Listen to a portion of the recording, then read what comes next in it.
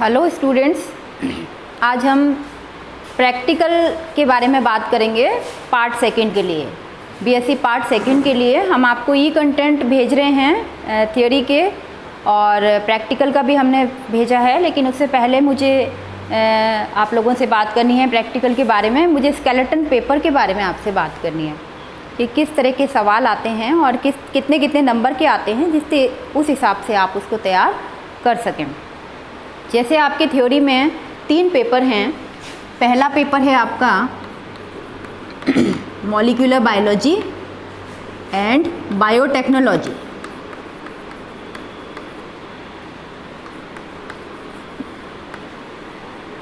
दूसरा है पेपर आपका plant physiology and biochemistry.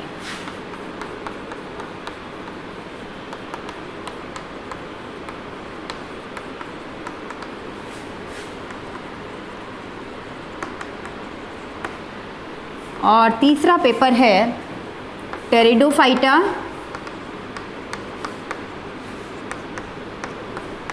Gymnosperm and palaeobotany.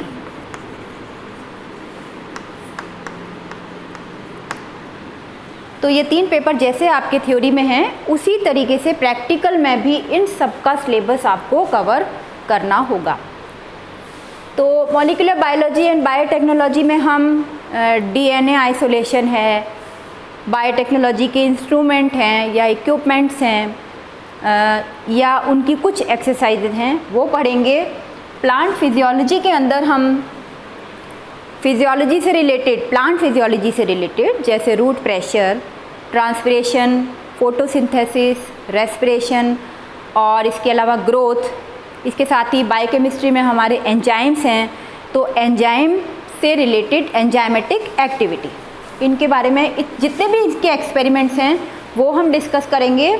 और तीसरा पेपर है टेरिडोफाइट, जिम्नोस्पर्म और पेलियोबॉटनी, जिसमें टेरिडोफाइट में हमारे 4 मेंबर्स हैं, साइलोटम, थिलेजिनेला, इक्विसीटम और मार्सिलिया। तो इनके डिफरेंट पार्ट्स को हम डिस्कस करेंगे। जिम्नोस्पर्म में भी हमारे 3-4 प्लांट्स हैं, साइकस, पाइनस और इनिटम, 3 आपके प्लांट्स हैं, उनको हम डिस्कस करेंगे। उनके different parts, stem, leaves, roots, इनके बारे में, उनके रिप्रोडक्टिव पार्ट्स। और पेलियोबॉटनी के अंदर हमारे जो 4-5 जो आपके सिलेबस में मटेरियल है, उनको हम डिस्कस करेंगे। तो एक एक पेपर के लिए पहले पेपर का बताने से पहले मैं आपको स्केलेटन पेपर डिस्कस करूँगी कि किस तरीके से आपके सवाल आते हैं और कितने कितने मार्क्स के आते हैं। तो पहला पेपर आपका मॉलिक्यूलर बायोलॉजी और बायोटेक्नोलॉजी का है। इससे 2 सवाल आते हैं। पहला ए, बायोटेक्नोलॉजी की एक्सरसाइज आती है।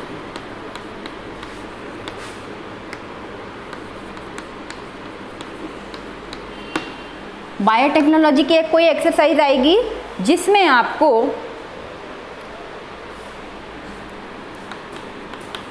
टिश्यू कल्चर से रिलेटेड मीडिया प्रिपरेशन है, या स्टेम कल्चर है, एंथर कल्चर है, ये हम आपको एक को अलग से डिस्कस करेंगे। तो एक एक्सरसाइज आपकी इसकी आएगी। इसके बी में मॉलिक्यूलर बायोलॉजी से रिलेटेड कोई एक्सरसाइज होगी, जैसे डीएनए आइसोलेशन। तो हम यहाँ मॉलिक्यूलर बायोलॉजी से रिलेटेड एक्सरसाइज लिख रहे हैं, और ये आपका 5 नंबर का सवाल है। इसमें डीएनए आइसोलेशन है, क्लोरोप्लास्ट आइसोलेशन है, माइटोकॉन्ड्रिया आइसोलेशन है, ये सारी चीज़ें इसमें आती हैं। दूसरा सवाल आपका, तो ये पहले सवाल पहले पेपर से रिलेटेड हैं, 5-5 नंबर के सवाल हैं। दूसरा पेपर है प्लांट फिजियोलॉजी एंड बायोकेमिस्ट्री। तो प्लांट फिजियोलॉजी से रिलेटेड आपका दूसरा सवाल आएगा, जिसमें आपके डिफरेंट एक्सपेरिमेंट जो भी आपके हैं सिलेबस के अंदर, वो आपको परफॉर्म करने होंगे। फिजियोलॉजी एक्सपेरिमेंट्स, ये एक्सपेरिमेंट आपको परफॉर्म करना होता है।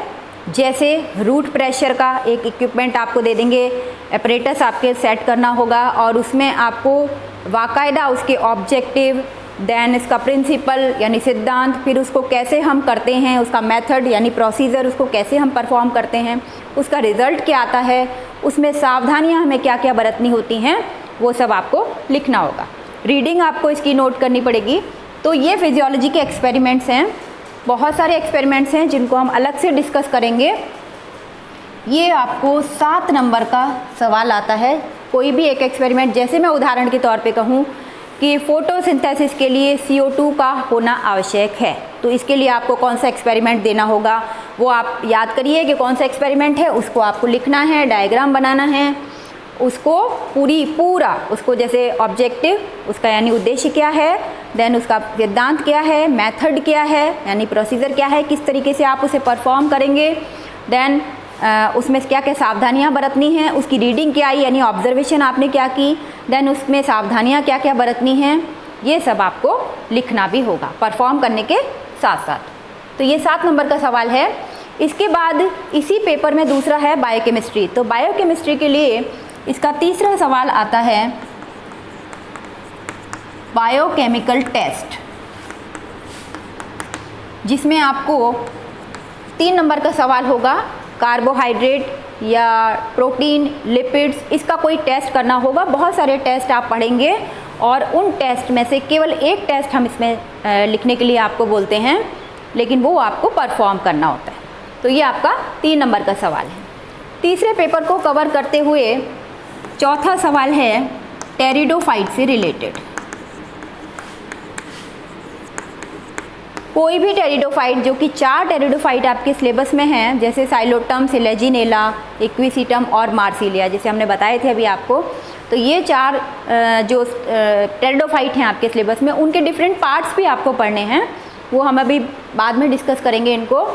और ये आपका 5 नंबर का सवाल है, जिसमें आपको स्लाइड बनानी है, उसकी सिस्टमेटिक पोजीशन लिखनी है, देन जो भी पार्ट आपको मिला है, इवन वेजिटेटिव या रिप्रोडक्टिव, कोई भी पार्ट मिल सकता है, तो वो आपको स्लाइड बनानी है, उसकी सिस्टमेटिक पोजीशन लिखनी है, देन उसको डिस्क्राइब करना है और इसके साथ ही उसका लेवल डायग्राम बनाना है। तो ये टेरिडोफाइट से रिलेटेड सवाल है, 5 नंबर का है। 5वां सवाल आपका इसी पेपर में नेक्स्ट जिम्नोस्पर्म को कवर करता हुआ, यही वेजिटेटिव या रिप्रोडक्टिव कोई पार्ट मिलेगा आपको और इसे आपको स्लाइड बनानी है, देन डिस्क्राइब करना है, सिस्टमेटिक पोजीशन लिखनी है और उसका लेवल डायग्राम बनाना है। तो ये भी आपका 5 नंबर का सवाल है। इसमें हमने आपको बताए 4 चीज़ें हैं, आपके 3 आपके प्लांट हैं, साइकस, पाइनस और नीटम। छठा सवाल आपका स्पॉटिंग का है और स्पॉटिंग आपकी 5 आती हैं, ईच ऑफ 2 मार्क्स। ठीक है, तो ये आपका टोटल 10 नंबर का होगा और इस तरीके से ये आपका तीसरा पेपर भी कवर हो जाता है, टेरिडोफाइट, जिम्नोस्पर्म इसमें। और स्पॉटिंग के अंदर इसका हम जो पेलियोबॉटनी वाला पार्ट बचता है, उसमें से कोई 1 या 2 हम पेलियोबॉटनी का जो मटेरियल है वो रखते हैं। तो इस तरीके से आपका पूरा सिलेबस कवर हो जाता है। पहले पेपर से A और B सवाल हैं पहले के, दूसरे पेपर से दूसरा और तीसरा सवाल है, यानी कि ये भी 10 नंबर का है, पहले पेपर से भी 10 नंबर का है, तीसरे पेपर से भी 10 नंबर का है और चौथा जो ये नेक्स्ट है, छठा सवाल स्पॉटिंग का है, जिसमें आपकी सारी चीज़ें कवर हो जाती हैं। तीनों पेपर कवर होंगे आपका। पहला पेपर भी मॉलिक्यूलर बायोलॉजी और बायोटेक्नोलॉजी से रिलेटेड, जैसे कोई इंस्ट्रूमेंट रखा जा सकता है, दूसरे पेपर में कोई एपरेटस सेट करके रखा जा सकता है, उस एक्सपेरिमेंट को आपको शो करना है, और तीसरे पेपर से रिलेटेड कोई स्लाइड रखी जा सकती है या कोई प्लांट रखा जा सकता है, और पेलियोबॉटनी से रिलेटेड कोई मटेरियल रखा जा सकता है। तो ये आपका 10 नंबर का हो गया, टोटल 40 हो गए हैं। अब 7वां सवाल आपका है यानी वाइवा।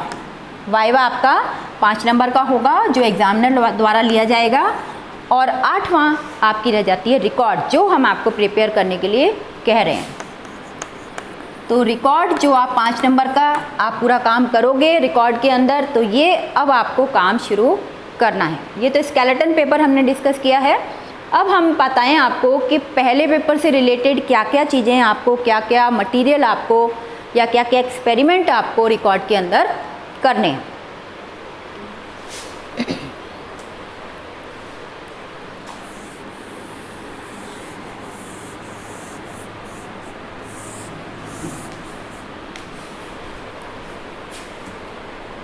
तो पहले पेपर में आपके यहाँ कुछ तो इंस्ट्रूमेंट हैं जो लेबोरेटरी में आपको आप देखेंगे जब भी लैब्स आपकी खुलेंगी, और आपने पहले भी देखी हुई हैं वैसे, पर कुछ एक्सपेरिमेंट ऐसे भी हैं जो हम आपको परफॉर्म कराएंगे। तो इंस्ट्रूमेंट जो हैं आपके, सबसे पहले इंस्ट्रूमेंट, ये हम पहले पेपर के लिए लिख रहे हैं, mall biology and biotechnology. Instrument कौन से हैं? पहला लेमिनार एयर फ्लो, जिसमें हम टिश्यू कल्चर करते समय एक्सप्लांट को ट्रांसफ़र करते हैं। ट्रांसफ़र करते हैं मतलब उसे हम मीडिया के ऊपर रखते हैं एसेप्टिक कंडीशन में, यानी निर्जमीकृत अवस्था में एक्सप्लांट को जब हम ट्रांसफ़र करते हैं मीडिया के ऊपर उसको ग्रो करने के लिए। टिश्यू कल्चर में हमें मालूम है हम क्या करते हैं, किसी भी एक्सप्लांट को यानी प्लांट मटेरियल को हम मीडिया पे रख के उससे प्लांट प्राप्त करते हैं। तो ये हम बायोटेक्नोलॉजी के अंदर करेंगे। और ये लेमिनार एयर फ्लो जिसे हम कहते हैं, ये है ट्रांसफ़र चैम्बर या इनोकुलेशन चैम्बर, इसे हम इनोकुलेशन चैम्बर भी कहते हैं। ठीक, ये आपका पहला है। दूसरा इंस्ट्रूमेंट है आपका जैसे सेंट्रीफ्यूज। सेंट्रीफ्यूज एक ऐसा इंस्ट्रूमेंट है या इक्विपमेंट है जिसमें आप विभिन्न सांद्रताओं वाले मटेरियल को, या विभिन्न सांद्रता भी नहीं कहें हम, डेंसिटी कहें ज़्यादा ठीक रहेगा, डिफरेंट डेंसिटी वाली सब्सटेंस को या मटेरियल को हम डेंसिटी के आधार पर उसको हम अलग कर सकते हैं। तो सेंट्रीफ्यूज एक ऐसा इक्विपमेंट है, क्योंकि हमें यहाँ डीएनए भी आइसोलेट करना होता है, टिश्यू कल्चर में भी हमें बहुत सारे काम करने होते हैं। डीएनए आइसोलेशन में हमें छोटा डीएनए, बड़ा डीएनए इस तरीके से आइसोलेट करना होता है, वो जेल इलेक्ट्रोफोरेसिस के द्वारा होता है। लेकिन सेंट्रीफ्यूगेशन के द्वारा हम क्लोरोप्लास्ट और माइटोकॉन्ड्रिया को भी अलग करते हैं। तो ये सेंट्रीफ्यूगल फोर्स पर काम करता है। सेंट्रीफ्यूगल फोर्स का मतलब है जो सेंटर से दूर लगने वाला फोर्स, तो ये उस पर काम करता है। अलग अलग हम इसको डिस्कस करेंगे। तीसरा इक्विपमेंट आपका है ओवन, जिसमें हम जितने भी बायोटेक में टिश्यू कल्चर के अंदर जो हमारे ग्लासवेयर्स काम में आते हैं, फ्लास्क, टेस्ट ट्यूब्स और पेट्री प्लेट्स वगैरह, इन सबको स्टेरलाइज करते हैं, क्योंकि ओवन एक हॉट एयर ओवन कहलाता है, ये हॉट एयर ओवन। तो हॉट एयर से इनको ग्लासवेयर्स को स्टेरलाइज किया जाता है। तो लेमिनार एयर फ्लो में हम ट्रांसफ़र करते हैं, ओवन में हॉट एयर से हम ग्लासवेयर्स को स्टेरलाइज करते हैं। सेंट्रीफ्यूज एक ऐसा है जिसमें हम डिफरेंट डेंसिटी वाले मटेरियल को सेपरेट कर सकते हैं। चौथा आपका जो इक्विपमेंट है मेन, जो बायोटेक्नोलॉजी में यूज़ होता है, ऑटोक्लेव। ऑटोक्लेव आपका प्रेशर कुकर की तरह एक इक्विपमेंट है जिसमें आप मीडिया को स्टेरलाइज करते हैं।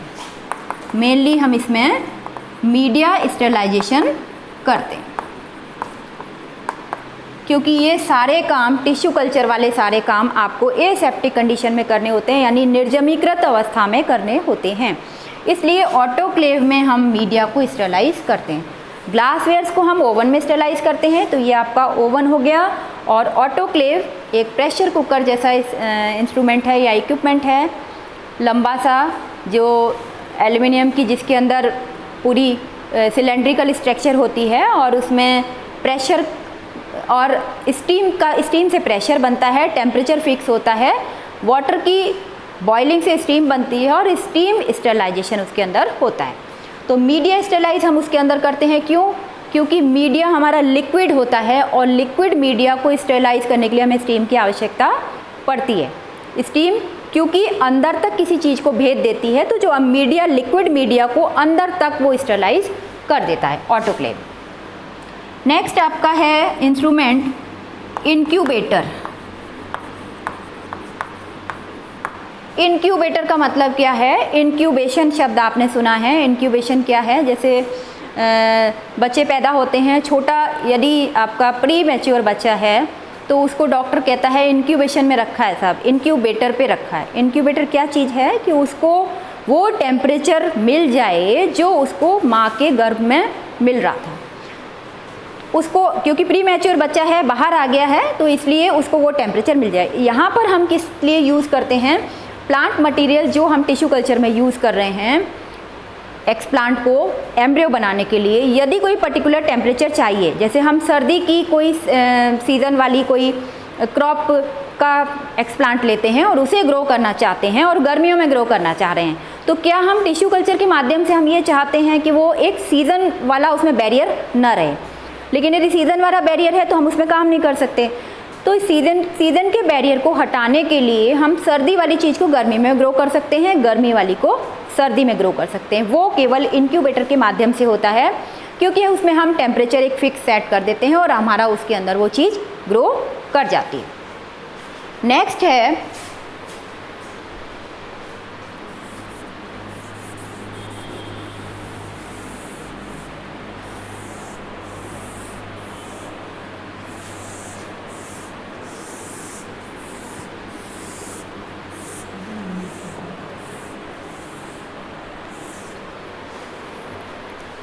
PH meter. पीएच मीटर क्योंकि आपको टिश्यू कल्चर के अंदर कई जगह यूज़ में आएगा। आप मीडिया बनाओगे तो स्टॉक सोल्यूशन के बाद जब मीडिया बनाओगे, हर एक फ्लास्क का आपको पीएच नोट करना पड़ेगा, तो इसलिए पीएच मीटर का भी आपको जानकारी होनी चाहिए। नेक्स्ट आएगा जेल इलेक्ट्रोफोरेसिस।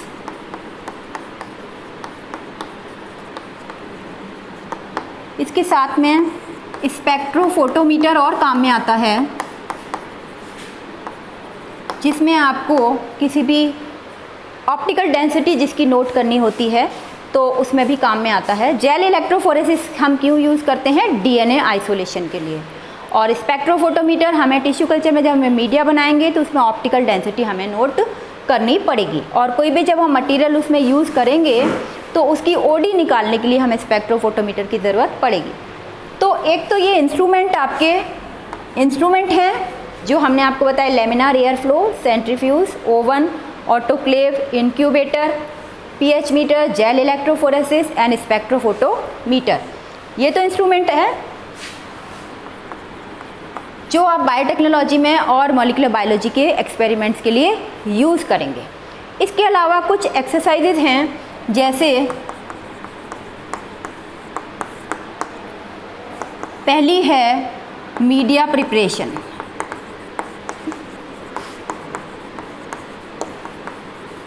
मीडिया प्रिपरेशन जो टिश्यू कल्चर में हम एमएस मीडिया बनाते हैं। एमएस मीडिया मुराशिगे एंड स्कूप का मीडियम बनाते हैं, और ये मीडिया हमारा टिश्यू कल्चर में यही काम आता है। सॉलिड बनाते हैं या हम लिक्विड बनाते हैं। तो पहले लिक्विड बनाते हैं, यदि हमें सॉलिड माध्यम यूज़ करना है तो उसमें हमें आपको पता है अगार अगार एक मटेरियल आता है, उसको हम जोड़ते हैं जिससे वो सॉलिड हो जाता है। दूसरी एक्सरसाइज आपकी है मेरिस्टेम कल्चर।